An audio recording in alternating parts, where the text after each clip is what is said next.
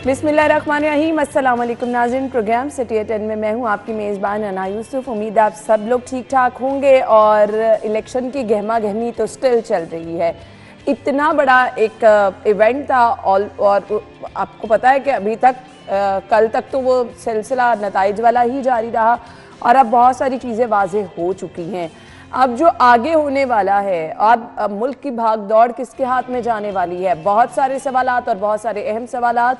अवाम ने अपना वोट दिया, अब अवाम इंतज़ार कर रहे हैं कि उनके हुक्मरान कौन से आएंगे और किस तरह वो डिलीवर करेंगे। कुछ इलेक्शन की सूरत हाल और कुछ अभी जो तमाम तर चीज़ें वाज़ेह हुई हैं उन पे भी एक नज़र डाल लेते हैं। कौमी असम्बली की लाहौर से तमाम नशिस्तों के नताइज मौसूल हो चुके हैं। वो कल तक जो हम ट्रांसमिशन कर रहे थे उसमें हमने वाज़ेह तौर पर बता दिया था कि 14 नशिस्तों में से 9 पर मुस्लिम लीग नून कामयाब है, 3 नशिस्तों पर आज़ाद, जबकि 2 नशिस्तों पर इस्तेहकाम पाकिस्तान पार्टी के उम्मीदवार कामयाब हुए हैं। ये NA का हो गया। और आपको ये भी बताते चलें कि हल्का NA 130 में मियां नवाज शरीफ बड़े मार्जिन के साथ जीते हैं। कायद नून लीग ने 1,71,024 वोट लिए। मद्दे मुकाबिल थी डॉक्टर यास्मीन राशिद साहिबा 1,15,000 और 43 वोट वो ले सकी हैं। अच्छा जी, ये भी आपको बताएं कि आम इंतखाबात में नून लीग सबसे बड़ी जमात बनकर उभरी है। हमारे साथ बैठो, जख्मी पाकिस्तान को मुश्किलात से निकालें। साबिक वजीर आजम ने तमाम सियासी जमातों आज़ाद उम्मीदवारों को मिल बैठने की दावत दे दी है। अब अगले स्टेप की तरफ जाने ना, इलेक्शन के नताइज तो आ गए, अब तमाम जमातें अपने प्लान B की तरफ आएंगी कि अब उन्होंने क्या करना है। इस पर मियां नवाज शरीफ साहब कहते हैं मुल्क इस वक्त जो है किसी से लड़ाई का मुतहम्मिल नहीं है। हम सबको मिल बैठकर अपने मुल्क के बारे में सोचना है। मियां साहब कहते हैं जी हमारा एजेंडा खुशहाल पाकिस्तान है और शहबाज शरीफ को आसिफ जरदारी, मौलाना फजलुर रहमान, खालिद मकबूल सिद्दीकी से मुलाकात का टास्क भी दे दिया है। यानी अब ये मुलाकातें होंगी और इन मुलाकातों से एक नतीजा अखज़ करने की कोशिश की जाएगी। कुछ खबरों की तरफ भी नज़र डाल लेते हैं जो अखबार में आज हमने डिस्कस करनी है। अब जोड़ तोड़ का सिलसिला शुरू होने वाला है। आज की लीड स्टोरी है, जरदारी शहबाज शरीफ मुलाकात हुई है और अपने मुल्क को मिलकर साथ लेकर चलने के हवाले से इत्तफाक किया गया है। नून लीग की गिरफ्त मजबूत है और नवाज शरीफ साहब की गुफ्तगू हमने ऑलरेडी आपके साथ शेयर कर दी है। बाकी नतीजे के हवाले से कारकुनान ने खूब जश्न भी किया है। हमारे सीनियर रिपोर्टर कैसर खोखर साहब हमारे साथ मौजूद हैं, उन्हें वेलकम कहेंगे। एडिटर ब्यूरोक्रेसी भी हैं। अस्सलाम वालेकुम कैसर खोखर साहब। ओवरऑल इंतखाबात का अमल कैसा आपने देखा, पहले उस पर रोशनी डालिए। जी, सबसे पहले तो मैं ये कहूँगा कि जो इंतजामात किए गए थे निगरान हुकूमत ने, जो सिक्योरिटी के इंतजामात किए थे फेडरल निगरान हुकूमत ने या पंजाब निगरान हुकूमत ने, वो बहुत अच्छे इंतजाम थे। ख़ास तौर पर सिक्योरिटी इदारे जो है वो शाबाश के मुस्तक है कि उन्होंने अपनी यानी कि बेहतरीन सलाहियतों को बुरुए का लाकर बेहतरीन सिक्योरिटी के इंतजाम किए और आवाम को पुरअमन माहौल दिया वोट डालने के लिए। कहीं कोई इक्का दुक्का तो घर में भी 2 बच्चे भी लड़ पड़ते हैं आपस में, इस तरह के वाक़यात होते रहते हैं। कोटदू में एक वाक़या हुआ जहाँ पर 8 अफराद जख्मी मामूली हुए। मुल्क में अगर इतना बड़ा इवेंट हो रहा है तो एक आधी जगह पे तो एक शदीद जख्मी हुआ, बाकी पूरे मुल्क में अमन रहा और पंजाब में भी अमन रहा। बाकी इक्का दुक्का 24 जो है ना वो महकमा दाखिला के कंट्रोल रूम को शिकायतें मसूल हुई मुख्तलिफ अमन अमान के हवाले से। कंट्रोल रूम आप बताते रहे, उनकी कारकर्दगी भी बड़ी इफेक्टिव थी। जी बिल्कुल, उन्होंने मौके पर ही उन शिकायतों को हल किया और पोलिंग दोबारा शुरू करा दी। लिहाजा इस हवाले से पुलिस भी शाबाश की मुस्तक है। पुलिस ने भी अपना दिन रात अपना कुर्बान किया और फिर वज़ीर आला पंजाब ने छुट्टी भी दी है। जो टीचर ड्यूटी करते रहे, लंबी ड्यूटी थी, उनको आज हफ्ते की छुट्टी भी दी है। ये भी अच्छा कदम है। तो ये जो इदारे के इंतजाम थे ये बेहतरीन इंतजाम थे मैं कहूँगा जी। हाँ, ओवरऑल अगर हम देखें ना सिर्फ शहर लाहौर में बल्कि दूसरे शहरों में भी पोलिंग का अमल जो है वो बहुत अच्छे तरीके से, खुश उसलूबी से रहा और बहुत ज़बरदस्त तरीके से ये अंजाम को पहुंचा। अब आ जाएं जी नताइज की तरफ।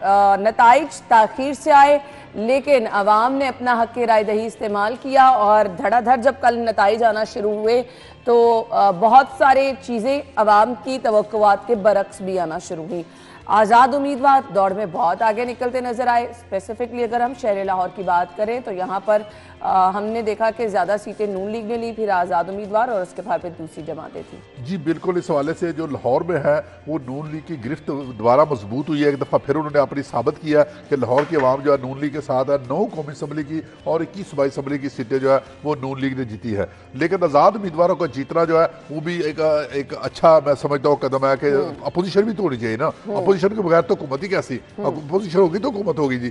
तो वो जो एक ताकतवर हल्कों पर इल्ज़ाम था कि वो एक पीटीए को दबा रहे हैं, वो इल्ज़ाम भी गलत साबित हुआ है, क्योंकि पीटीए तो जीत रही है और केपीके में देखें पीटीए जीती है, बड़ी सीटें मार्जिन के साथ पीटीए जीती है केपीके में, और वो इस वाले से। लेकिन जो अपोजिशन का रोल है वो भी एक अहम है। लेकिन अब हुकूमत साजी है, अब जिस तरह आवाम ने अपना वोट पुरअमन तरीके से डाला है, अब सियासतदानों के कोर्ट में जो है ना गेंद है कि वो किस तरह पुरअमन तरीके से हुकूमत बनाते हैं। हाँ, ये बहुत अच्छा पॉइंट, क्योंकि अवाम ने तो अपना रिस्पॉन्सिबिलिटी अदा कर दी है। अब सियासतदान देखें कैसे करते हैं, वो कैसे पुरअमन तरीके से हुकूमत बनाते हैं। और हमारी लीडरशिप का अब इम्तिहान है। अवाम अपने इम्तिहान में सुरखरू हो गया है और सिक्योरिटी इदारे भी सुरखरू हो गए अपने इम्तिहान में। अब लीडरशिप जो है ना, वो जो नून लीग है या पीपल्स पार्टी है या पीटीआई है या फजल रहमान साहब है या एमक्यूएम है या एएनपी है, जो भी लीडरशिप है या तहरीक लब्बैक है, सारी लीडरशिप जो है जिनके भी लोग जीते हैं कौमी असम्बली में या सूबाई असम्बली में, अब उन लीडरशिप गवर्नमेंट का काम ये था पुरअमन इंतखाबात कराना, और उन्होंने अपना टास्क बहुत अच्छे तरीके से पूरा किया। ओवरऑल भी अगर देखें तो जो उन्होंने काम किए काबिल सिताइश हैं। इसके बाद अवाम का काम क्या था,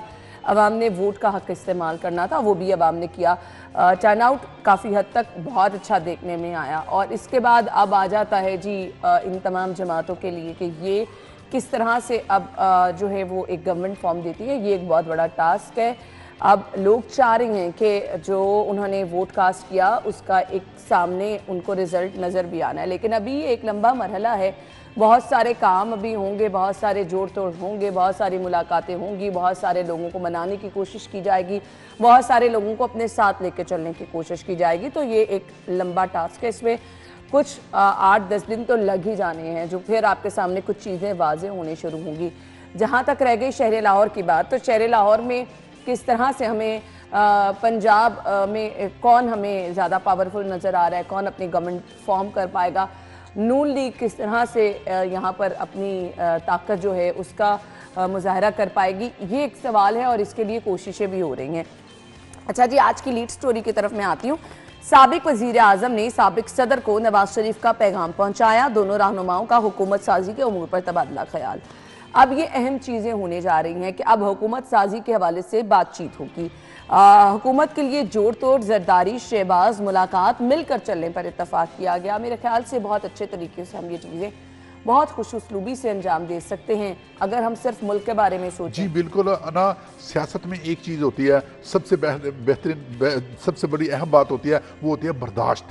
दूसरे को बर्दाश्त किया जाए, तहम्मुल और बर्दाश्त जो है ना वो बड़ी ज़रूरी चीज़ होती है। और मैं समझता हूँ कि इलेक्शन में ठीक है, बिलावल भुट्टो ने नवाज शरीफ के खिलाफ बयान दिए और नवाज शरीफ ने भी पीपल पार्टी के खिलाफ बयान दिए, वो इखलाकी इशू था, वो इलेक्शन था, वो इलेक्शन हो गया, उसको आप भूल जाए। अब हुकूमत साजी एक अगला कदम है जो कि एक अलहदा कदम है हुकूमत साजी। और हुकूमत साजी में अगर दो बड़े, शहबाज शरीफ साहब साबिक वज़ीर आज़म है और आसिफ जरदारी साबिक सदर है, और दोनों अपनी अपनी जमातों के अहम लीडर भी हैं, वो को चेयरमैन है। अच्छा जी, अब तो इसके लिए अगला ट्रैक क्या होगा, कौन कौन से स्टेप्स हैं जिनको फॉलो करना है? ये मेल मुलाकातें तो होना शुरू हो गई हैं, क्या क्या चीज़ें अब आगे होने जा रही हैं, क्या क्या कुछ हो सकता है, ये हुकूमत साजी के लिए कितना वक्त दरकार टेक्निकली होता है, टेक्निकली पॉइंट भी डिस्कस करेंगे कि किस तरह से हुकूमत साजी के लिए कौन कौन सी चीज़ें हैं जिनको फॉलो करना पड़ता है, हर्डल्स क्या हो सकती हैं, इश्यूज क्या हो सकते हैं, ये हम डिस्कस करेंगे ब्रेक के बाद। आपको ज्वाइन करते हैं, हमारे साथ रहिएगा।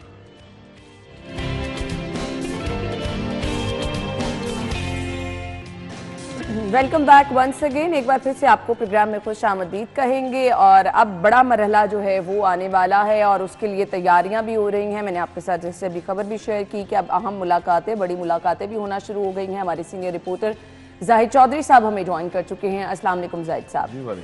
जाहिद साहब, जैसे कि आज की हमारी लीड स्टोरी है कि जरदारी शहबाज शरीफ मुलाकात हुई है, अब एजेंडा सबका है जी, हमने मुल्क को आगे लेके चलना है।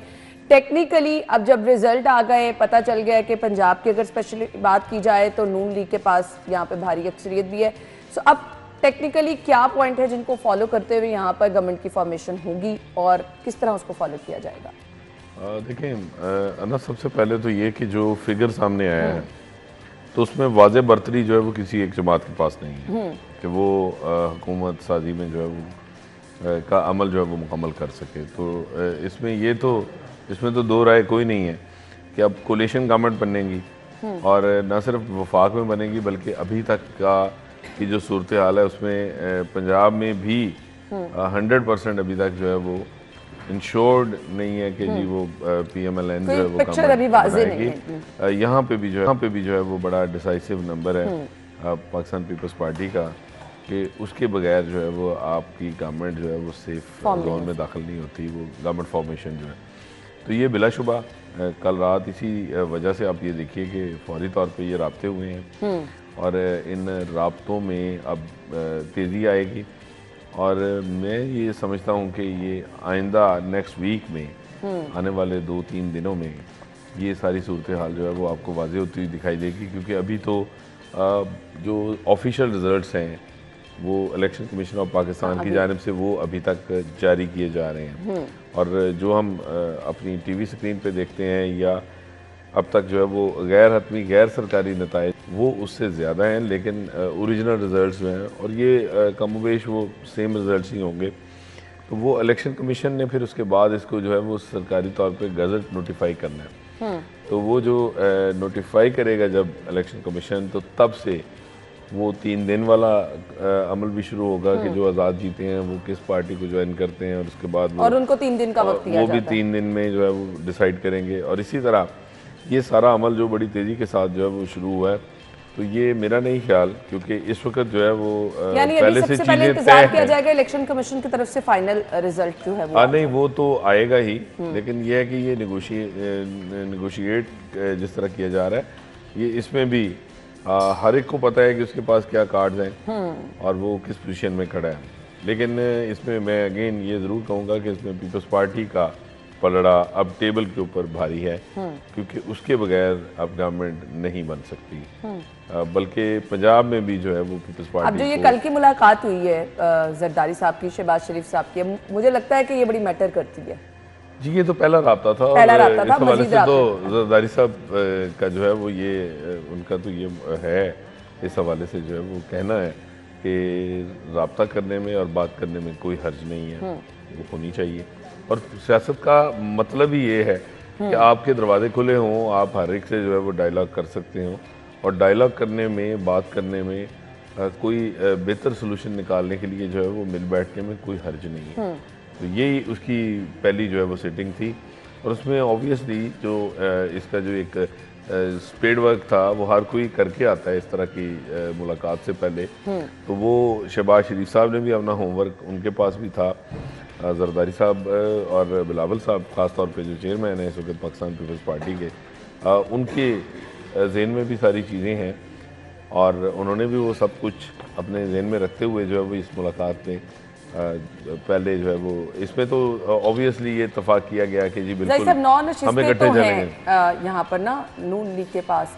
सो इसके लिए अब आगे की वर्किंग उनको क्या करनी है, नॉन नशिस्तें होने के बावजूद भी उन्हें जो है देखें PMLN का तो इस इलेक्शन के बाद, क्योंकि एक बड़ी जमात है बहरहाल, और उसको अब ये देखना होगा कि जो नैरेटिव वो बनाने की कोशिश करते रहे हैं इलेक्शन के दौरान, जो उनकी तरफ से जो है वो तकारीर की गई क़यादत की जानिब से, तो वो कहाँ कोई उसमें जो है वो खामी है या वो क्यों वोटर को अट्रैक्ट नहीं कर सकती। और ये जिस तरह की वेव बनी हुई थी जो इलेक्शन से 2 दिन पहले, 1 दिन पहले तक की जो फ़िज़ा नज़र आ रही थी या जिस तरह के जो है वो एनालिसिस भी इवन आ रहे थे, वो यही थे कि PMLN जो है वो अपनी 90s वाली 97 वाली जो है वो पोजीशन लाहौर में वो शायद दोबारा रिटेन कर लेगी, क्योंकि उसका मद्दे मुकाबल कोई नहीं है। तो आप ये देखिए कि आपने किसी मद्दे मुकाबल के बगैर, किसी दूसरे उम्मीदवार के कैंपेन करने के बगैर और उसके पोलिंग एजेंट्स तक ना होने के बगैर आपको इलेक्शन में इतना बड़ा चैलेंज जो है वो उसका सामना करना पड़ा है कि आपके सामने कोई कैंडिडेट जो है वो कैंपेन भी नहीं कर रहा, कोई सरफेस पे मौजूद ही नहीं है, उसके बावजूद आपको इतने वोट पड़े हैं आपके उसके अगेंस्ट।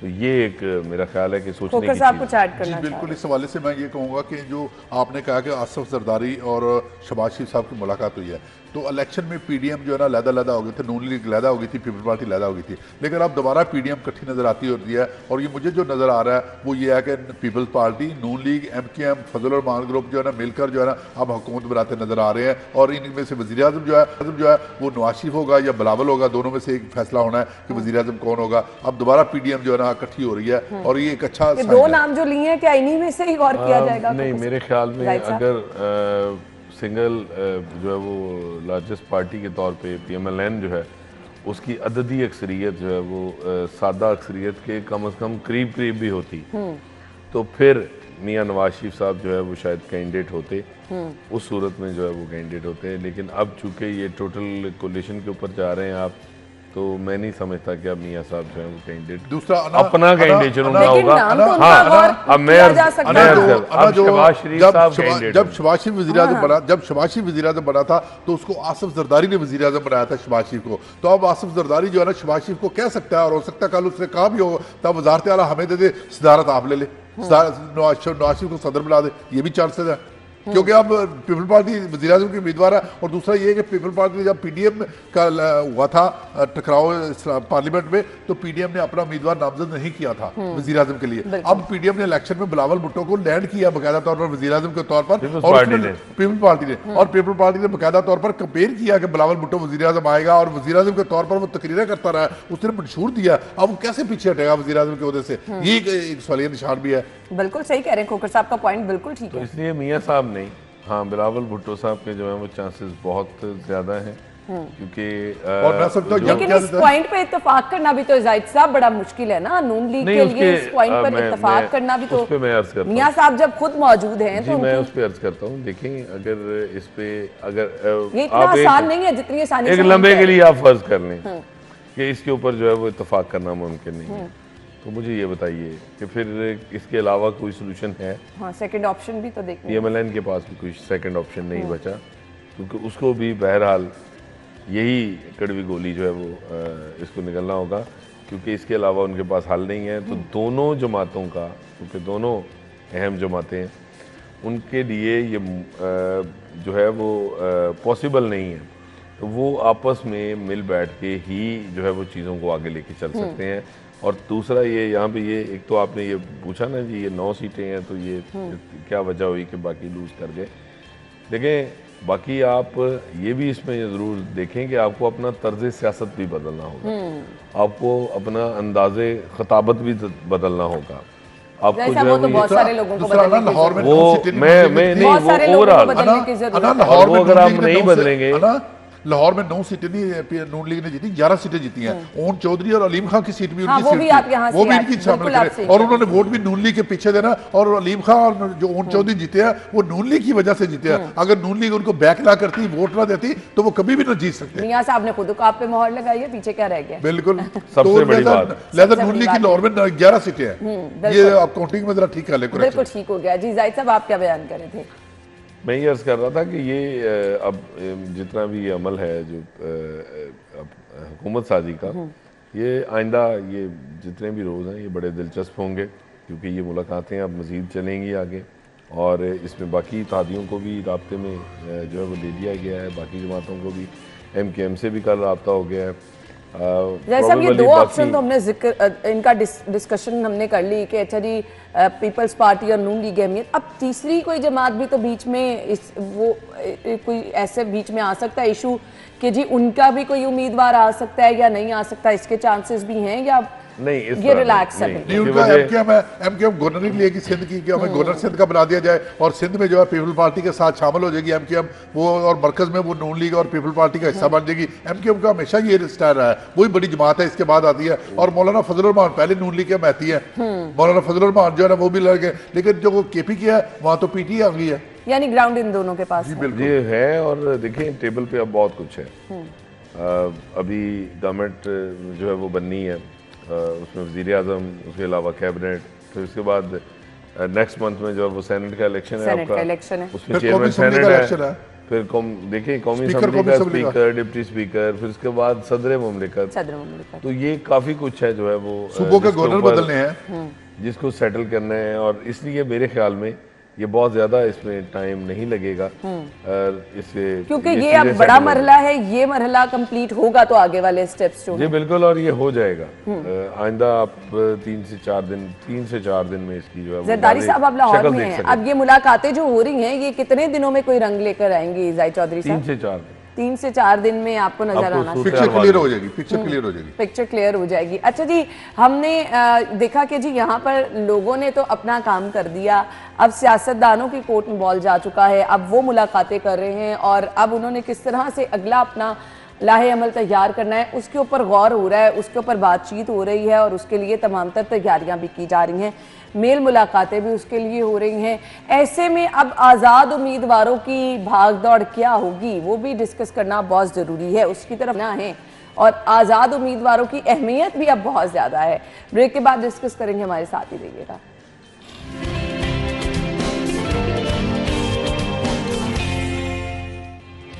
Welcome back. एक बार फिर से आपको खुश आमदीद कहेंगे। खोखर साहब ने क्योंकि छुट्टी के हवाले से खबर कही थी, खोखर साहब बिल्कुल इस हवाले से मैं जरा एक करेक्शन करना चाहता हूं कि जो सरकारी सतह पर आज आम तातील थी कि टीचरों को आम तातील होगी जो इलेक्शन में ड्यूटी, उनको वो खबर जो थी वो झूठी थी।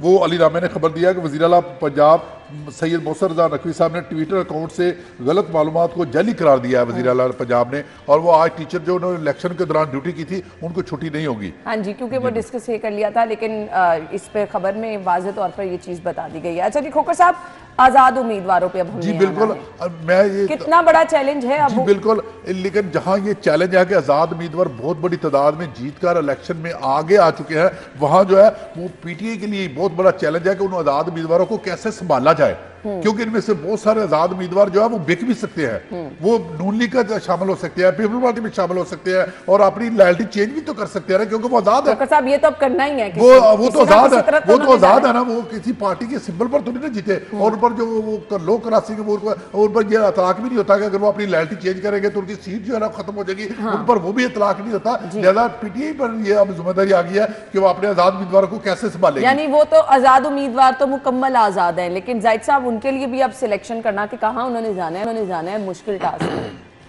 देखिए, मैं इससे इत्तेफाक नहीं करता। मेरे ख्याल में ये जो आज़ाद उम्मीदवार हैं इनका जो नंबर है वो बहुत इम्पोर्टेंट है, ताकतवर हैं वो तो अच्छे। मैं वही अर्ज करने लगा हूँ, इनका नंबर जो है वो बहुत इम्पोर्टेंट है। कौमी असम्बली में आप देखें तो वहाँ पे 96, पंजाब असम्बली में देखें तो यहाँ पे नेक टू नेक आप वो उसमें जा रहे हैं। केपी में जो है वो हाईएस्ट नंबर है, ठीक है, बाकी कोई है ही नहीं।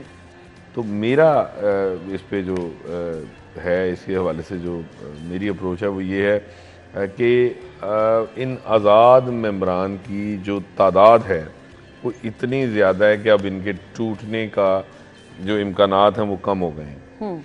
अगर इनकी तादाद कम होती, इससे आधी होती, अगर ये कम होती नहीं तो जाहिद साहब फिर आप क्या इशारा करना चाह रहे हैं? मैं अर्ज करता हूँ अगर इनकी तादाद कम होती तो इनमें जो है वो एक अदम तहफ़्फ़ुज़ का जो है ना वो एहसास होता और ये फौरी तौर पे इधर उधर भागम भाग कहीं अपनी जो है वो पनाह तलाश कर रहे होते किसी भी जमात में।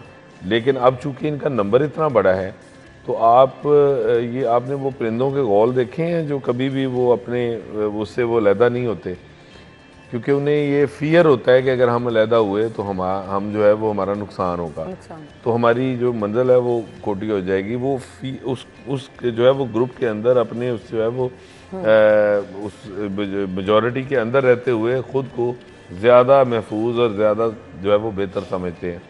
तो ये नंबर चूँकि ज़्यादा है इसलिए टूटने के चांसेस वो तो हमेशा ही, वो तो जाहिर है।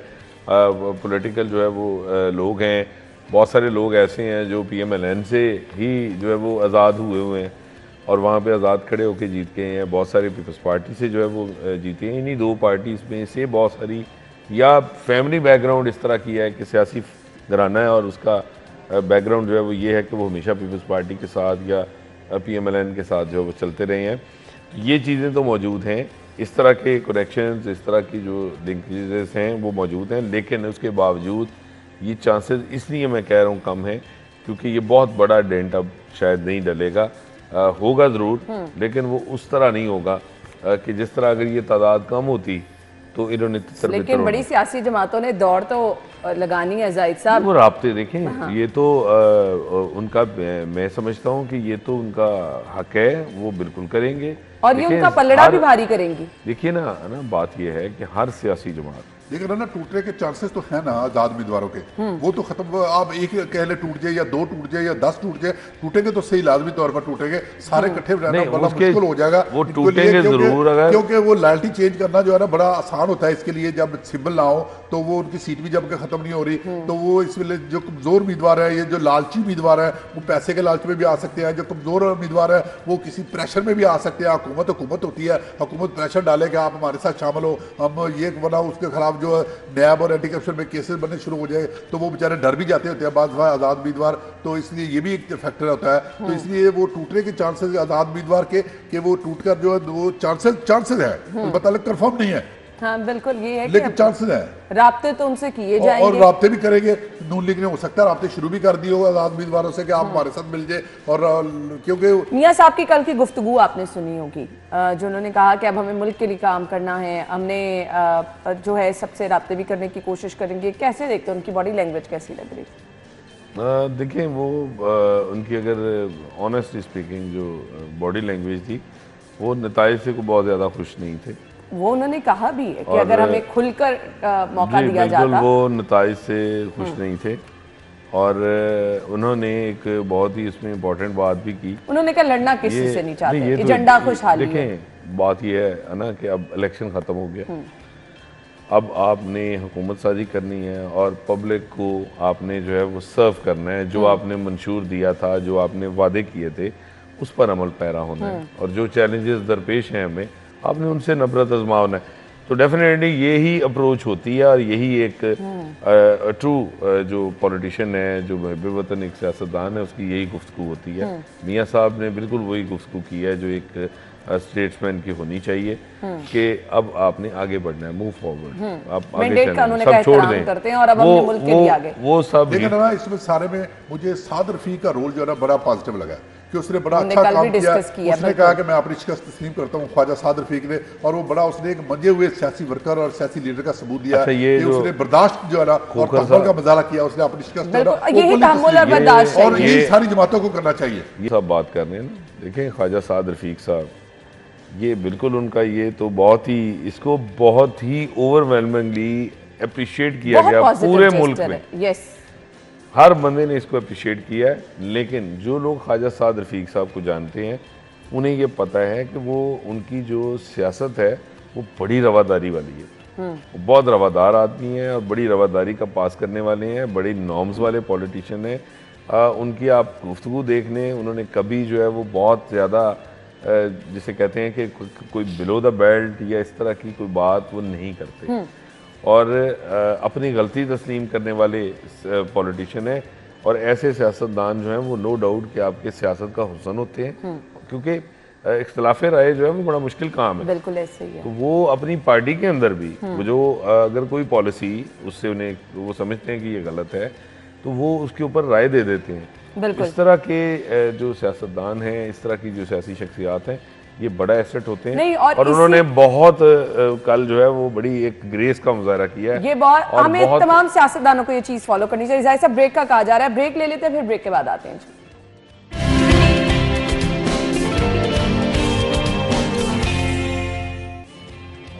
Welcome back. कारकुनान से खिताब करते हुए नवाज शरीफ साहब ने कल ये कहा कि मुल्क को भंवर से निकालना है, मैंडेट का एहतराम करते हैं, जख्मी पाकिस्तान को अब हमने जो है वो संभाला देना है। जाहिद साहब जी बिल्कुल, पहले भी हम इस पे बात कर रहे हैं कि वो ये उनकी गुफ्तगू जो है वो बिल्कुल ठीक है कि ये जो एक टेम्पो बना होता है इलेक्शन के दौरान और एक बड़ी एक चार्ज किस्म का एटमॉस्फेयर होता है, तो इसको अब ठंडा करना है। अब ये नॉर्मलाइज होना चाहिए ताकि हम दोबारा अपनी मामूलात ज़िंदगी की तरफ वापस लौट सके। लेकिन इसके साथ जो है वो मियाँ साहब ने एक इम्पॉर्टेंट बात और कही है कि वो थी जो लोग मुंतखब अरकान सूबाई और कौमी असम्बली वहाँ पहुँचे हैं, उनकी जब ये स्पीच चल रही थी, तो उसमें उन्होंने ये कहा कि जी आप लोग जो यहाँ जीत के आए हैं, आप आवाम की खिदमत को अब इबादत समझ कर करें। इसमें मैसेज था कि पहले से ज़्यादा मेहनत करनी पड़ेगी, पहले से ज़्यादा बेहतर डिलीवर करना पड़ेगा, ताकि ये जो मौजूदा इस वक्त जो मैंडेट मिला है इसको जो है वो इम्प्रूव किया जा सके। तो ये ओवरऑल था। लेकिन जहाँ तक इसको कहा जा रहा है ये विक्ट्री स्पीच थी, मेरा नहीं ख्याल।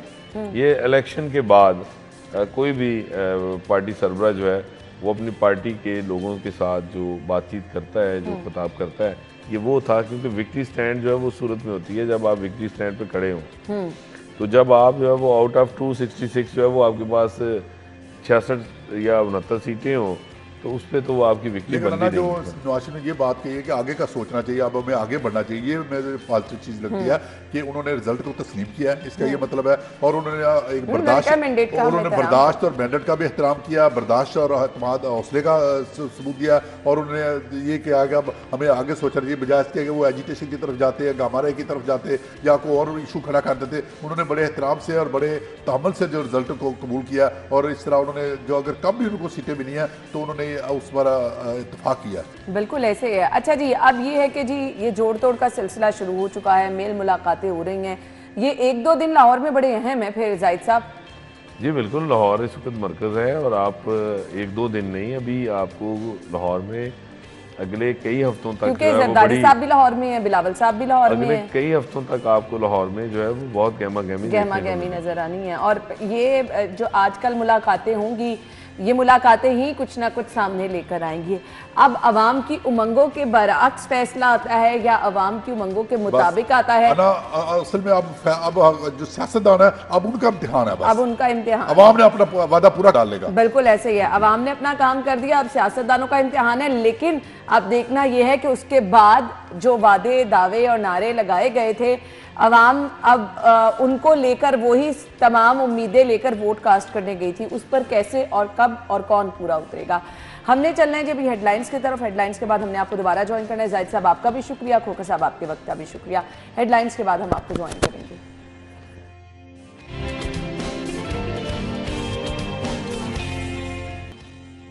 फिर से आपको सिटी 10 में हम खुश आमदीद कहेंगे। हमने नताइज भी डिस्कस किए, आगे क्या होने जा रहा है वो भी डिस्कस किया। अब पलड़ा किसका भारी है, किसने क्या करना है, इसके लिए सरतोड़ कोशिशें शुरू हो गई हैं। ओवरऑल ये इलेक्शन के इंतजामात, इलेक्शन में कैसा कारकर्दगी क्या रही, किस किस ने क्या क्या ड्यूटी सर अंजाम दी, हमारे सीनियर रिपोर्टर अली रामी ने अब हमें ज्वाइन किया है। बहुत बड़ा एक पहली रिस्पॉन्सिबिलिटी ये होती है निगरान गवर्नमेंट की, टिल एंड उनकी, कि उन्होंने पुरअमन इलेक्शन का इनेकाद कराना है। बहुत अच्छे तरीके से कराया गया। अभी निगरान वज़ीर आला ने कुर्बान लाइन का दौरा भी किया। कैसे कैसे मॉनिटरिंग की गई, कैसे ये तमाम काम खुश उसलूबी को पहुंचा, कौन कौन सी महकमे और कौन कौन से लोग इन्वॉल्व थे? अच्छा सवाल आपने पूछ लिया कि निगरान हुकूमत के क्या इक़दामात थे। तो सबसे पहले तो निगरान हुकूमत ने सिक्योरिटी के हवाले से मुतअद्दिद इजलास जो है वो उन्होंने तलब किए थे, और इजलास में यही कहा गया कि सिक्योरिटी के जो जितने भी इंतज़ामात हैं वो बेहतरीन होने चाहिए। और ये 1 महीना पहले से इनकी प्रैक्टिस जो है वो शुरू हो गई थी। और ख़ास तौर पर क्योंकि इस दफ़ा पहली दफ़ा ये हुआ है कि आपके पोलिंग स्टेशंस के ऊपर जो है वो CCTV कैमरास वो इंस्टॉल किए गए, और उसमें भी निगरान वज़ीर आला पंजाब ने हुक्म दिया कि ये कैमरे जो हैं वो खुद पंजाब हुकूमत ख़रीदे और ना कि इन कैमरों को आप रेंट पे लो। और ये पहली दफ़ा हुआ, और ये पहली दफ़ा हुआ है। आपने समझ लें कि 1 अरब रुपए की बचत की है निगरान हुकूमत ने। खुद कैमरे खरीद के भी बचत हुई है? बचत इस तरह के पहले आप रेंट पे लेते थे। अच्छा। रेंट पे जब लेके आप दोबारा वो रेंट पे करके आप निकल जाते थे। उन्होंने कहा कि नहीं, आप इसको परचेज करें, और इसको ना सिर्फ इलेक्शन के ऊपर, आपका आगे PSL आने वाला है। हाँ, PSL के ऊपर आप इसको यूज़ कर सकेंगे, और आपका इंटीग्रेटेड सिस्टम सेफ सिटी का चल रहा है, आप उसके लिए भी इसको इस्तेमाल कर सकेंगे। तो उस पर वज़ीर आला पंजाब ने वाज़ेह कहा कि हमने इस पर एक गवर्नमेंट की इसमें बचत की है। तो इससे पहले आपको याद होगा कि रमज़ान बाज़ारों में भी आप बहुत ज़्यादा इस जो मटेरियल है वो यूज़ करते हैं इंतजाम के हवाले से, तो वो यही कहते थे कि जनाब ये रेंट पे लिया जाता है। तो उन्होंने कहा था कि ये कोई फ़ायदा नहीं है, इसका कोई फ़ायदा नहीं कि आप हर साल 1 अरब रुपए 2-3 अरब रुपए सिर्फ इंतजामी मामला के ऊपर आप खर्च करें। बेहतर है आप इसको वन टाइम इसको परचेज़ करें। परचेज़ करने के बाद आइंदा आने वाले मुस्तकबिल में इन्हीं चीज़ों को यूटिलाइज़ जो है वो किया जाए, ताकि जो एक्सचेकर है गवर्नमेंट का, तो उसके ट्रेजरी अकाउंट्स के ऊपर वो कोई इतना फ़र्क जो है वो ना पड़े। तो उसके बाद वज़ीर आला पंजाब जो है वो मुसलसल राब्तों में भी थे, सेफ सिटीज़ के साथ, क्योंकि उन्होंने अब रिसेंटली 3 नए चार से सेफ सिटी जो है उनका इफ्तिताह भी किया, फैसलाबाद में, गुजरांवाला में, और उसके बाद रावलपिंडी में भी इंटीग्रेटेड सिस्टम जो है उन्होंने मुतारफ़ करवाया, जो कि सेफ सिटी लाहौर हेडक्वार्टर के साथ था। तो इसके थ्रू भी उनकी मॉनिटरिंग जो है वो हो रही थी, और अपना वोट कास्ट करने के बाद वो सीधा होम डिपार्टमेंट पहुँचे। होम डिपार्टमेंट के साथ वो राब्ते में भी थे कि आप वहाँ पे किस तरह से मॉनिटरिंग जो है वो की जा रही, क्या कोई शिकायत मसूल हुई हैं। तो इक्का दुक्का कोई वाक़यात हुए थे, इसके अलावा कोई वाक़यात जो है वो नहीं हुए। तो उसके बाद कुर्बान लाइन का भी उन्होंने दौरा किया, वहाँ पे जो सेफ सिटी हेडक्वार्टर था, तो वहाँ पे तो टीम ने बाकायदा खड़े होकर उनका इस्तकबाल किया कि जिस तरह से इंतजाम जो है वो किए गए, जो उनकी कारकर्दगी थी, तो उस पर वज़ीर आला पंजाब को ब्रीफिंग भी दी गई कि जनाब ये इलेक्शन था, इलेक्शन पे ये हमारी सिक्योरिटी थी, तमाम कैमरे हमने लगा कर उसकी मॉनिटरिंग जो है वो की है, तो कोई ऐसे वाक़यात जो है वो नहीं हुए। बहुत पुरअमन तरीके से ये पुरअमन तरीके से इंतखाबात जो है वो, और निगरान हुकूमत एक क्वेश्चन वेरी फर्स्ट डे से निगरान वज़ीर आला से किया जाता था, किसी भी मौके पर वो जब मीडिया से गुफ्तगू करते थे तो इलेक्शन कहते थे नहीं होंगे। एक बार बार सवाल सहाफ़ियों की जानिब से किया जाता था कि जी बहुत सारी जगहों से आवाज़ आ रही है, निगरान गवर्नमेंट नहीं चाहती, बहुत सारी जगहों से आवाज़ आ रही है कि इलेक्शन होंगे नहीं। सो आपका इस पर क्या कहना है? और निगरान वज़ीर आला यही कहते थे कि इलेक्शन वक्त पे होंगे, जब हमें कहा जाएगा हम तमाम इंतजाम भी करेंगे, हम हर तरह से ताउन भी करेंगे। सो ज़ाहिर साहब पहले दिन से तासुर ये था कि ये नहीं होगा। ये बिल्कुल आपने दुरुस्त बात की कि ये सवाल जो है वो पूछा जा रहा था कि इलेक्शन कब होंगे, अब कब करवा रहे हैं इलेक्शन। तो ये बड़ा वाज़ेह और दो टोक जवाब था उनका, और ये दुरुस्त जवाब था। इलेक्शन कंडक्ट करना था इलेक्शन कमीशन ऑफ पाकिस्तान ने, और इलेक्शन कमीशन ऑफ पाकिस्तान ने 8 फरवरी को मुल्क में आम इंतखाबात करवाए। ये ज़रूर कहा गया था वज़ीर आला साहब की जानिब बड़ा से। तज़ब्ज़ुब था, लोग कहते थे इलेक्शन तो हो ही नहीं रहे हैं। ये हमारे एक ना मखसूस जमात की तरफ से प्रोपेगेंडा किया जा रहा है। एक नहीं, ये सभी की तरफ से ही था, एक ये चल रहा था, कुछ बात भी थे, ये किसी एक के साथ आप लेबल नहीं कर सकते। ये एक परसेप्शन बन गया था कि जी शायद नहीं होने, शायद नहीं होने, क्योंकि ये ऐसे हो रहा है। तो एक चूँकि हम लोग तरह थोड़ा कॉन्स्पिरेसी थीरीज जो है ना वो हमें ज़्यादा अट्रैक्ट करती हैं, हमारा शायद मिजाज बन गया हुआ, तो वो उसकी वजह से भी हम जो है वो उसको बड़ा बाय करते हैं, इस तरह की जो है ना वो थे। तो वो उस वजह से ज़्यादा ये डिस्कशन में था कि जी होने या नहीं होने, शर्तें लग रही हैं, लोग एक दूसरे से जो है वो बल्कि जो बहस का या गुफ्तगू का जो टॉपिक है वही ये पॉइंट है कि जी होंगे नहीं होंगे। जी बिल्कुल, और हर सतह पे सवाल पूछे जाते हैं, इलेक्शन हो रहे हैं। तो लेकिन जहाँ तक अली वो असल में ग्राउंड पे वो नजर भी नहीं ना आ रही थी। आपने निगरान गवर्नमेंट की जो बात आपने की, तो वज़ीर आला साहब ने ये हर दफ़ा ही बड़ा इसको वाज़ेह किया था, जहाँ पे भी सवाल पूछा गया कि बिल्कुल हम तैयार हैं और हम इलेक्शन करवाएंगे। जिस वक्त भी इलेक्शन होंगे तमाम तर इंतज़ामात, हर चीज़ जो है वो होगी। इलेक्शन कमीशन जब भी डेट देता है हम उसके लिए पूरी तरह से प्रिपेयर्ड हैं। अब इलेक्शन कमीशन ने डेट दी, उसके बाद उसने वो सारा प्रोसेस स्टार्ट किया, तो अब आप देखें कि इलेक्शन आपका कितनी खुश उसलूबी से पंजाब में सबसे ज़्यादा बेहतर इंतज़ामात के साथ जो इलेक्शन है वो मुकम्मल हुआ, जबकि पंजाब ही इस वक्त जो है वो इस इलेक्शन में बैटल फील्ड थी, बैटल ग्राउंड पंजाब थी। सियासत का सबसे बड़ा मुकाबला जो है वो पंजाब में हो रहा था, तो इसलिए पंजाब में ज़्यादा चांसेस थे कि सूरत हाल जो है वो उसमें कोई ख़राबी पैदा होगी, कोई इस तरह के वाक़यात पेश आएंगे या हालात जो हैं वो ख़राब होंगे, इलेक्शन अच्छा जो है वो नहीं होगा, अच्छे एक माहौल में नहीं हो सकेगा।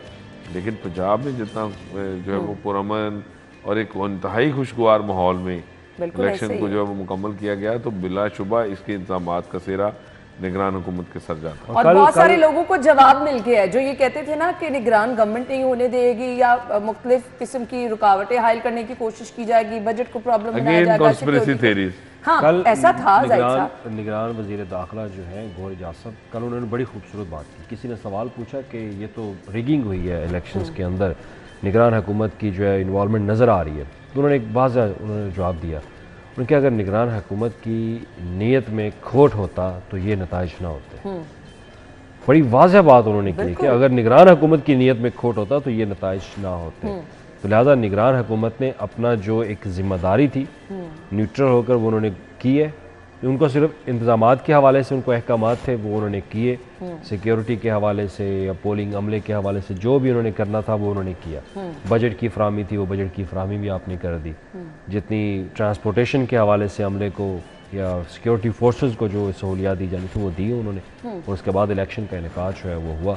तो इस पर एक तो जो अमन और अमान की हम सूरत की बात करते हैं ना कि कोई इस तरह का वाक़या पेश नहीं है, क्योंकि इससे पहले ही प्रैक्टिस शुरू कर दी गई थी और वाज़ह तौर पर मीडिया के ज़रिए, इश्तिहारात के ज़रिए, सोशल मीडिया के ऊपर उन्होंने कैंपेन शुरू कर दी थी कि ये ज़ाब्ता इखलाक है इलेक्शन कमीशन का, इस इलेक्शन कमीशन के ज़ाब्ता इखलाक के ऊपर आपने पाबंदी जो है वो करनी है, और ना सिर्फ आम आदमी बल्कि जितने भी आपके सिक्योरिटी के अदारे हैं, आपके पोलिंग का अमला है, उन्होंने इसके ऊपर अमल करना है और उस पर ही अमल दरामद करवाया गया। और उसके लिए बाकायदा IG पंजाब, उनकी फोर्सेस ने भी वही किरदार अदा किया जो उनको ज़ाब्ता इखलाक बताया गया था।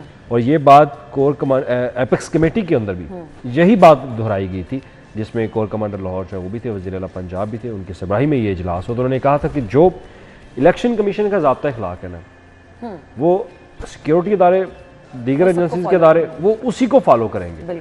जो उस ज़ाब्ता इखलाक की खिलाफ वर्जी करेगा, जो कानून कहता है आप उसके मुताबिक उसको सजा दें। बिल्कुल। जब ये डायरेक्शन थी, उस डायरेक्शन के मुताबिक उन्होंने अपने अपने पोलिंग स्टेशन, अपने अपने सूबे में, अपने अंदर वही चीज़ उन्होंने रिपीट की, दोहराई कि आपका ये ज़ाब्ता इखलाक, आपने इस पर अमल करना है, और वो उस पर करवाया गया। निगरान गवर्नमेंट का जो जो मैंडेट था, जो जो उन्होंने करना था, जो जो उनके ऊपर जिम्मेदारी थी, वो तो उन्होंने बड़ी खुशूबी से सर अंजाम दे दी, और मेरे ख्याल से अवाम की उमंगों से बढ़कर उन्होंने डिलीवर किया। बहुत सारे बड़े बड़े कारनामे सर अंजाम दिए।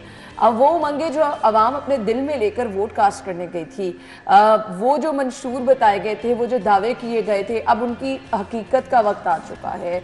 अवाम के पास बहुत सारी उम्मीदें हैं और मसला सिर्फ और सिर्फ तमाम लोगों का एक ही है, वो है महंगाई।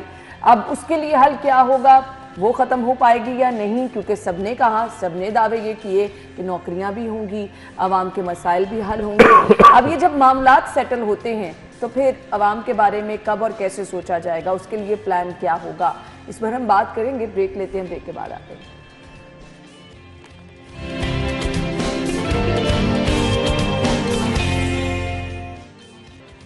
खुश आमदीद आपको एक बार फिर से कहेंगे। सो अब बात है जी अवाम की। अवाम की बड़ी उमंगें हैं, अवाम की बड़ी उम्मीदें हैं, और अवाम बड़ी मासूम होती है। हमेशा वो बहलाने भुसलाने पे ऑप्शन नहीं ना होती कोई, और हम ही आपको कहते रहे कि आपने वोट का हक ज़रूर इस्तेमाल करना है। अली, फिर अब वो तमाम उम्मीदें, वो तमाम उमंगें जो अवाम को लगता था कि जी वोट डालेंगे तो महंगाई भी ख़त्म हो जाएगी, बिजली के बिल भी उनको कम आना शुरू हो जाएंगे, जबकि बिजली होगी नहीं तो बिजली कहाँ से आएगी। अब तो ये हम कहते थे सर्दी इतनी, अब गर्मियाँ आएंगी तो आपको पता चलेगा क्या होने वाला है। जी अली। देखिए, बिल्कुल हमारे यहाँ वोट देने के पीछे एक अपने मुफादात भी होते हैं आम शहरी के। उसके मुफादात बेचारे के क्या है कि यार महंगाई कम कर, मुफादात ना करेंगे, बुनियादी ज़रूरतें, बुनियादी मुफादात भी हैं, बुनियादी ज़रूरियात राइट है। अब राइट है तो राइट और भी हैं, वो इनके मुकम्मल हो रहे हैं कि नहीं? यहाँ तो सब चीज़ छीना जा रहा है, बुनियादी हकूक़। अब मियाँ साहब ने कल जब मॉडल टाउन में स्पीच की है, मॉडल टाउन स्पीच में उन्होंने बिजली के बिलों का जिक्र किया है। उन्होंने कहा हम चाहते हैं कि हम मिल बैठ के एक हुकूमत बनाएं, और ताकि आपके बिजली के बिल जो है वो कम आए, आपके बच्चों को लैपटॉप मिले, पेट्रोल की कीमत जो है वो कम हो, आपको सस्ता पेट्रोल मिले। कागजी ऐलानात की हद तक ये वादे बहुत किए जाते हैं, लेकिन अमलन कभी किसी को रिलीफ जो है वो मिलता नज़र नहीं आता। जैसा मैंने कल भी आपको अपने प्रोग्राम में कहा कि ये बात आप लिख लें, मार्च में आपने अपना डेट जो है वो पे करना है। आपके ऊपर एक बड़ा पहाड़ जो है वो मंडला रहा है, आपने डेट पे करना है। तो डेट पे करने के बाद आप जब नए पैकेज के लिए जाएंगे तो आप किस तरह से अपनी सब्सिडी को ख़त्म कर देंगे? दूसरी नहीं है, इसके अलावा कोई ऑप्शन नहीं। आपने मज़ीद महंगाई की तरफ जाना ही जाना है। अभी आप ये समझ लें, अपने दिमाग में बिठा लें कि अगर आपने वोट इसलिए कास्ट किया है कि आपको महंगाई से रिलीफ मिलेगा, तो भाई फिर अल्लाह ही हाफ़िज़ है आपका। आपको ये चीज़ समझने की ज़रूरत है कि आपको रिलीफ अभी कोई नहीं मिल रहा, और रिलीफ मिला भी ना तो कुछ देर के लिए होगा, वो आपको खुश करने के लिए, जिसे हम कहते हैं ना कि लॉलीपॉप दे दिया, वो वाली बात होगी। वरना आपका, क्योंकि अब मार्च के अंदर आपने ये देखें ना, आप चाहे कोई भी सियासी जमात आ जाए, हालात यही रहेंगे और इनको आहिस्ता आहिस्ता ठीक किया जाए। जब तक आप अपने कर्जों के बोझ से नहीं निकलेंगे तब तक आप ऐसे ही रहेंगे। अपनी खुद से अपनी एक्सपोर्ट नहीं बढ़ाएंगे आप ऐसे ही निकलेंगे। अपनी इंडस्ट्री खुद नहीं लगाएंगे तो आप नहीं निकल सकते। आपको अपना रेवेन्यू खुद जनरेट करना है। सिंपल सी बात है। आपके अखराजात 10 खरब के हैं, आपकी आमदन जो है वो 8 खरब की है। 2 खरब अब आप कहाँ से पूरे करेंगे? नौकरियां माजी में आवाम की गई हैं, कुछ मौके भी तो जाहिद साहब पैदा करना हुकूमतों की जिम्मेदारी होती है ना, अपॉर्चुनिटीज देना भी। तो अब महंगाई अगर है तो चले है, लेकिन क्या करें नौजवान जो बेरोजगार हैं उनको तो कोई मौके भी नहीं। सबसे पहली बात तो ये कि जो जहां आपकी इकोनॉमी का पहिया जिस रफ्तार से आज से 1.5 साल पहले 2 साल पहले तक चल रहा था, अब कम से कम पहले इसको तो रिवाइव तो करें ना एक मरतबा। वो चलना तो शुरू हो ना, वो चलना शुरू होगा। उसके बाद देखें जो बड़ी इंपॉर्टेंट चीज़ है जिसपे मेरे ख्याल में फोकस करना चाहिए गवर्नमेंट को। जो भी गवर्नमेंट बनती है ये कोई इतना मुश्किल काम नहीं है, वो तय कर सकते हैं। कोलिशन गवर्नमेंट भी कर सकती है। ये कोई अमर माने नहीं होता कि जी कोलिशन गवर्नमेंट होगी तो वो शायद आपकी एक दूसरे की जो है ना वो बाजू पकड़े जाएंगे, वो नहीं, टांगे नहीं खींची जाती। वो भी काम कर सकते हैं। काम करने की विल होनी चाहिए। अगर निगरान हुकूमत पंजाब में इतना काम कर सकती है तो मुझे बताएं कि इलेक्टेड गवर्नमेंट जिसके पास 5 साल का मैंडेट है, निगरान गवर्नमेंट तो जो है वो तो एक ग्रेस पीरियड पे चल रही है। वो तो तब तक है जब तक आप इलेक्शन नहीं करवा रहे। चूंकि इलेक्शन आपका थोड़ा डिले हुआ है तो इसलिए उसका टेन्योर भी थोड़ा लंबा हो गया जी।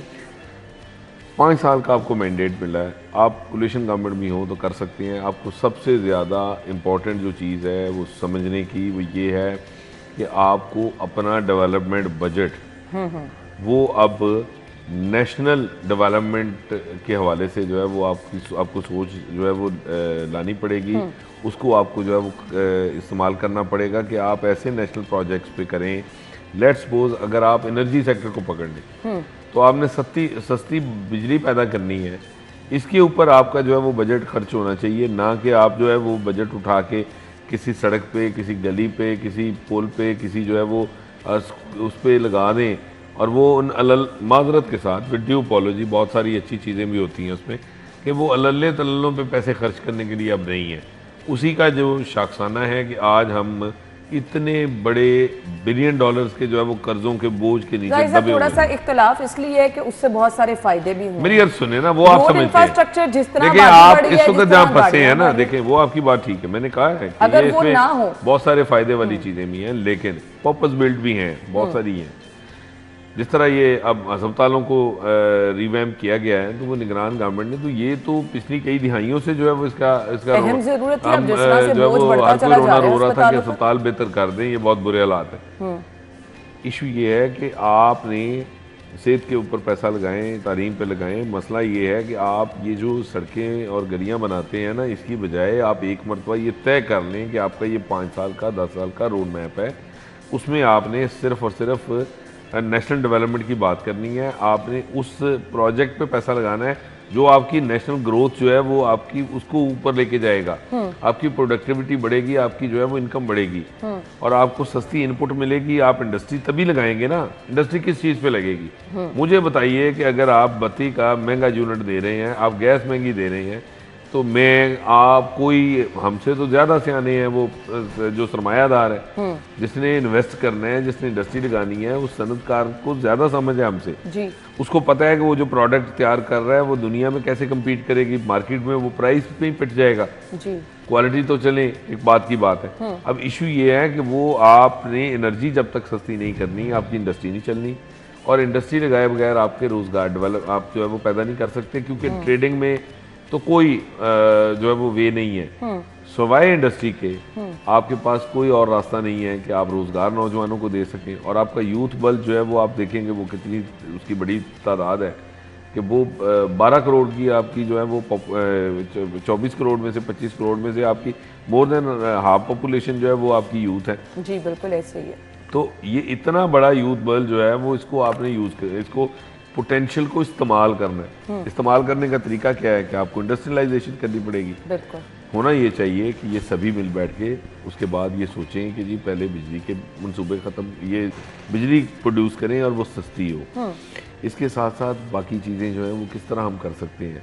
दुनिया ने भी तो तरक्की की है, वो कोई बिल्कुल ऐसे रॉकेट ही है। साइंस और तो इसमें ये है एकदम नहीं। से नहीं हो जाना जाहिद साहब, ये आराम आराम से स्टेप बाय स्टेप ही होना है। अब बात आपके उन्होंने पास यही वो की, जो आपके अली पास वाली अपना बात- गोल होना चाहिए, हाँ, बिल्कुल। आपकी डेस्टिनेशन अच्छा, होनी ज़राअत चाहिए, को आप फिर फोकस आहिस्ता आहिस्ता करने चलते रहे। अब ज़राअत को फोकस कर लें, एग्रीकल्चर अब को तो वाटर focus रिजर्वायर्स नहीं को होगा। फोकस करें। सही कह रहे ये अब भी हम पानी की कमी ना हो निगरान वज़ीर आला पंजाब ने कॉटन के ऊपर आके उन्होंने फोकस किया, उसकी प्रोडक्शन के ऊपर उन्होंने कि बनाया। जिसकी बेल्ट ही पूरी खत्म आप कर दी अगर आपने। नियत में R&D कुछ के करना चाह ऊपर- रहे हैं तो आप बहुत कुछ कर सकते हैं, इसकी मिसाल देख ली है हमने। R&D के ऊपर आप अपना बजट ही नहीं उनको एलोकेट कर रहे, उनको बजट बहुत कम दिया जा रहा है। निगरान हुकूमत ने R&D के ऊपर बजट बढ़ाया कि आपका रिसर्च एंड डेवलपमेंट नहीं होगी तो आप काम कैसे काम करोगे। कैसे करेंगे, बिल्कुल हमारे क्योंकि रिसर्च एंड डेवलपमेंट के मुख्तलिफ यूनिट्स हैं, लाहौर में तो नहीं, पंजाब के दीगर इजला में बनाए हुए हैं जो एग्रीकल्चर सेक्टर्स के अंदर काम करते हैं।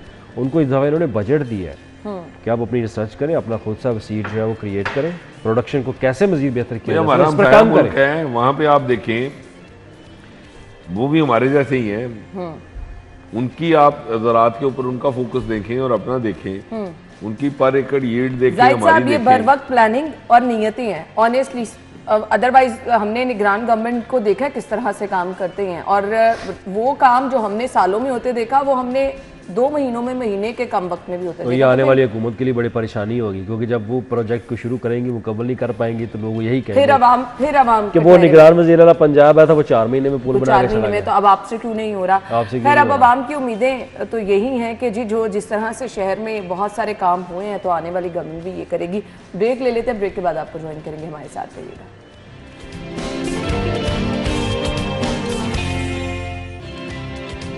ब्रेक के बाद आपको एक बार फिर से खुशामदीद कहेंगे, गुफ्तगू का सिलसिला आगे बढ़ाएंगे और अब जी अगले मराहिल क्या हैं वो डिस्कस करने हैं। आवाम जिस चीज़ का इंतज़ार कर रही है, हुकूमत की फॉर्मेशन एक बड़ा अब जो है वो स्टेप है, अभी उसमें कुछ वक्त दरकार है और उसके लिए ही अब भाग दौड़ भी शुरू हो रही है।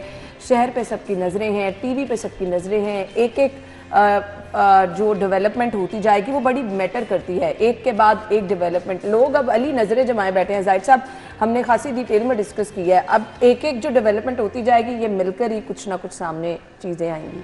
जो साहब ने कल बड़ा लफ्ज़ इस्तेमाल किया था कि जो आवाम का यू टर्न है ना, वो अब आइंदा आने वाले दिनों में देखिएगा होता क्या क्या।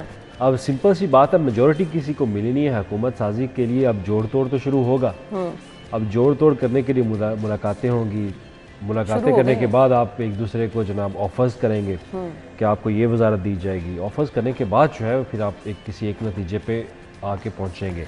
यानी अभी ये हमारे है, पास यानी ये है हम ऑफर्स करेंगे, अब वो बंदा वो चीज़ संभाल सकता है या नहीं, उसके काबिल है या नहीं, ये चीज़ें फिर अब नहीं मैटर आपका करती। आवाम ने तो वोट कास्ट कर लिया ना, वो तो बड़ी जिम्मा हो गया। अब लीडरान के ऊपर बात आ गई है। अब लीडरान जाहिद साहब जिसको आप जिनको जो आप वजारत दे जिसके रहे हो आप उसकी समझ मुखालिफ मुझे थे, रखता है या नहीं जिसके रखता है या जिसके नहीं आप रखता। मुखालिफ थे, उसी के साथ आपके लीडर जो है वो मिल रहे हैं, उनसे मिलके हुकूमत बनाई जाएगी। हाँ, वाकई ऐसी है। लेकिन जाहिद साहब अगर ये चीज़ें फिर हमने मलहूज़ हाथिर ना रखी कि जिसको हम लेकर आ रहे हैं वो बंदा उस चीज़ पे पूरा उतरेगा भी या नहीं उतरेगा, फिर अवाम का किसने सोचा। है ना। देखें ये कल भी जो मुलाकात हुई है आसिफ जरदारी साहब की, बिलावल भुट्टो जरदारी साहब की और मियाँ शहबाज शरीफ साहब की, ये इसमें मैं पहले भी हम बात कर चुके हैं कि मुझे तो बहुत ज़्यादा उम्मीद और मैं तो इम्कान ज़ाहिर कर रहा हूँ कि आपको आइंदा 3 से 4 दिन में ये किसी न किसी जो है वो हतमी नतीजे पर पहुँच अच्छा, आपने जाएंगे। तो प्रेडिक्ट कर दिया था, तो मैं अली से भी पूछती लेकिन एक बात ज़रूर ऐड करूँगा कि ये जो इस वक्त जो ये कोलिशन गवर्नमेंट बनने जा रही है, ये 2022 की कोलिशन गवर्नमेंट जो पीडीएम में बनी थी, जब अदम एतमाद की तहरीक लाई गई थी, उससे मुख्तलिफ है। उस वक्त चैलेंजेस इतने बड़े नहीं थे, इस वक्त चैलेंजेस उससे ज़्यादा बड़े हैं। इस वक्त एतमाद भी है कि क्योंकि वोट के इस जरिए आए हैं। वक्त जाहिद साहब आप- उस टाइम अवाम का इंतखाब से नहीं आए थे। दूसरा इस वक्त नहीं, वो तो जाहिर है मुंतखब होकर तो वोट आए इसके थे। बाद ताकत मौके बैठे से ना, आए हैं। लेकिन बात यह है कि वो उस वक्त जो है वो और तरह के सिनेरियो था। इस वक्त आपका जो इकोनॉमिक चैलेंज है वो इतना बड़ा है कि आपने इधर गवर्नमेंट फॉर्म करनी है, उधर आपने जो है वो आपके सर पे हर चीज़। अब आप देखें ना, आपने फारिग होना है मार्च में, सेनेट का इलेक्शन करवा के, सदारती इलेक्शन करवा के, उसके बाद आप कहीं जाके जो है वो सीधे होंगे ये सारी चीज़ें करके। आपकी आईएमएफ से जो है वो डील जो है वो चल रही है। जी, आप ऐसे ही है। आईएमएफ के उसके प्रोग्राम में जो है वो आपको क्या मिलता है क्या नहीं मिलता, उसके बाद आप वहाँ से निकलते हैं, या उसमें जो भी आपने डिसीजंस लेने हैं उस हवाले से रामे साहब ज़्यादा बेहतर बताएंगे आपको। तो आगे आपका बजट है, ऐसे ही जून में बजट आपको अभी कमर सीधी करने का मौका नहीं मिलेगा। ये तो दौड़ है आपके सर पे नेक्स्ट बजट है जिसने आपकी परसेप्शन डेवलप करनी है, और वहां से आवाम को पता चलेगा कि उनका फैसला क्या था। First impression is the last. वही मैं कह रही हूं, वहां से पहला बजट 2 माह के अंदर अंदर आपने वो भी देना है। मार्च में अगर आप ये इससे फारिग होते हैं तो अप्रैल में और जून में आपका बजट है। 2 महीने आपको मिलने हैं, आप अभी सीधे नहीं हुए, आपने पहला बजट दे दिया। बजट में आपके ऊपर जो, अगर आप IMF के जो है प्रोग्राम में जाते हैं, जो आपके ऊपर जो है वो उस हवाले से जो कदगनें होंगी, जो भी शराइत आप तय करेंगे उसको वो बजट में नजर आएंगी। तो ये बड़ा मुश्किल काम है। इसलिए मैं ये समझता हूँ कि मैं तो बहुत इस वाले से जो है वो ऑप्टिमिस्टिक हूँ कि बहुत वाइजली जो है वो इन चीज़ों को देखा जा रहा है, और इनको रफ्तार के साथ इस चीज़ को करना होगा। और मुझे ये लगता है कि हर चीज़ तय हो चुकी है, सिर्फ आवाम को मीडिया पे दिखाने के लिए ये सब कुछ किया जा रहा है। कौन वज़ीर आज़म होगा, इतनी जल्दी तय नहीं होती, ये सब कुछ पहले से तय होता है ना। छोड़ दो इस बात, वो जो हमने पहले भी एक तय कहा था ना, उसका नतीजा भी मुख्तलिफ आया। जाने ये सब पहले से तय होता है कि आप अगर ये सूरत देखें, जाहिर साहब ने बता दिया वज़ीर आज़म बनता कौन नजर आ रहा है, थोड़ा सा इशारा कर दिया है कि ऑप्शंस ये हो सकती हैं। देखिए ऑप्शन तो यही है। अब कल नवाशी साहब ने भी यही कहा कि मैं मैंडेट जो है वो अपना शहबाज शरीफ को देता हूँ। अब मियाँ साहब को मेरा नहीं ख्याल कि अगर वो वज़ीर आज़म के नशिस्त चाहे वो इस तरह की हुकूमत की ले, मियाँ साहब का ये नहीं है, उनकी पर्सनैलिटी ये वाली नहीं है। वो आए तो भारी अक्सरियत के साथ वज़ीर आज़म बने, अगर वो बनना चाहते हैं उनकी मर्जी, लेकिन मेरा नहीं ख्याल कि वो बनेंगे। उसके बाद ऑप्शन है SS शहबाज शरीफ साहब, वो आपके पास ऑप्शन है। अगर वो ऑप्शन नहीं है तो फिर बिलावल बचता है। लेकिन बिलावल की अभी वो वाली पॉलिटिकल सेंस है, वो उसको आपने ऑब्जर्व करना होगा कि क्या वो है कि स्टेज पे आके वो ये किरदार अदा कर सके। अब पीपल्स पार्टी, अब कोशिश यही हो रही है कि पीपल्स पार्टी अपनी बात मनवाए, नून लीग कैरी अपनी बात मनवाए। लेकिन फैसला के हवाले से आपको क्या फैसला, आपके तहफ़्फ़ुज़ात हैं, वो कौन सी ऐसा फैसला दरमियान है जो उनको नहीं है? शहबाज शरीफ साहब ने भी वही 16 माह जो है ना वो वज़ारत उज़्मा जो है वो चलाई है, और उसी 16 माह में वो भी वज़ीर ख़ारजा रहे हैं। वो जो एक वज़ीर आज़म वाला इम्पैक्ट आता है ना, वो थोड़ी सी शायद कुछ हमें एज की वजह से कि अभी वो मैच्योरिटी जो है नजर नहीं आ रही, तो शायद इसलिए वो कहीं ना कहीं वो बीच में लगता है कि शायद अभी ना बनाया जाए, ये भी चीज़ें देखनी पड़ती हैं। अच्छा, एक और बात है कि गवर्नमेंट की जिस तरह की फॉर्मेशन होगी, ये इसके जो है इसके फ्यूचर का भी तयन करेगी। हाँ बिल्कुल, आपने सही, बिल्कुल ये तो डेफिनेटली कि अगर आप मुस्तकबिल भी इस गवर्नमेंट फॉर्मेशन के ऊपर डिपेंडेंट है। जो ही ये सामने आएगी तो आप इसका फ्यूचर फोरकास्ट कर। बिल्कुल आपने सही कहा। हम ब्रेक ले लेते हैं, ब्रेक के बाद वापस आते हैं।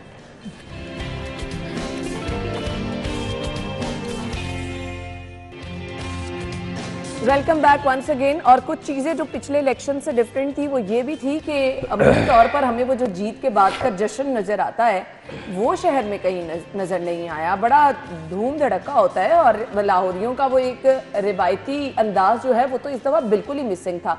जाहिद साहब, देखिए ये बात आपकी बिल्कुल दुरुस्त है कि लाहौर में इलेक्शन हो, मिठाइयाँ तकसीम की जाती हैं, इलेक्शन की हार जीत हो और उसको जो है वो जीत को सेलिब्रेट ना किया जाए और उसका रंग नज़र ना आए। ये तो लाहौर का एक जो जिसे कहते हैं कि सियासत में और सियासी एक्टिविटी के हवाले से, इंतखाबी सियासत के हवाले से लाहौर का इंटेग्रल पार्ट। किसी और शहर में इस तरह कोई जश्न मनाए या ना मनाए, यानी इस तरह को सेलिब्रेट करे या ना करे, लेकिन लाहौर में ये होता था। इस मरतबा वाक़तन जो है वो ये मिसिंग है, और उसकी जो मैं वजह समझता हूँ, वैसे तो उसकी बहुत सारी तोजीहात पेश की जा सकती हैं, लेकिन जो मैं वजह समझता हूँ कि असल में जो इंतखाबात के बाद जब पोलिंग ख़त्म हो गई तो नताइज की जो ताख़ीर है, हाँ, बिल्कुल आपने आप ये देखें कि सुबह 5 बजे तक, 6 बजे तक, अगले दिन सुबह 7 बजे तक लाहौरिये इंतज़ार करते रहे कि लाहौर का रिजल्ट जो है वो अनाउंस हो जाए। अब मुझे ये बताएं कि नेक्स्ट डे जो है वो उनका वर्किंग डे है, काम काज के दिन है, छुट्टी नहीं है, कोई वीकेंड नहीं है। अगर वो इलेक्शन डे जो है वो फॉलोड बाय संडे होता तो फिर और तरह का सिनेरियो होता। अब उन लोगों ने काम काज पे भी जाना था। अब अच्छा, फिर जिस वक्त रिजल्ट आना शुरू हुए तो माजरत के साथ वो जिस तरह रिजल्ट आए वो किसी को समझ ही नहीं आ रही थी कि भाई टोटल है क्या हमारे पास। हुआ क्या है, बना क्या है, क्योंकि उस वक्त तक हर कोई जो है वो अपनी, जो हारने वाले थे वो भी अपने टॉल क्लेम्स कर चुके थे और जो जीतने वाले थे। अच्छा, फिर तीसरा, लाहौर में इंटरनेट और मोबाइल सर्विस की बंदी की वजह से भी ये जश्न का समा आपको दिखाई नहीं दिया, क्योंकि लोगों का आपस में राब्ता ही नहीं हो पा रहा था। बिल्कुल।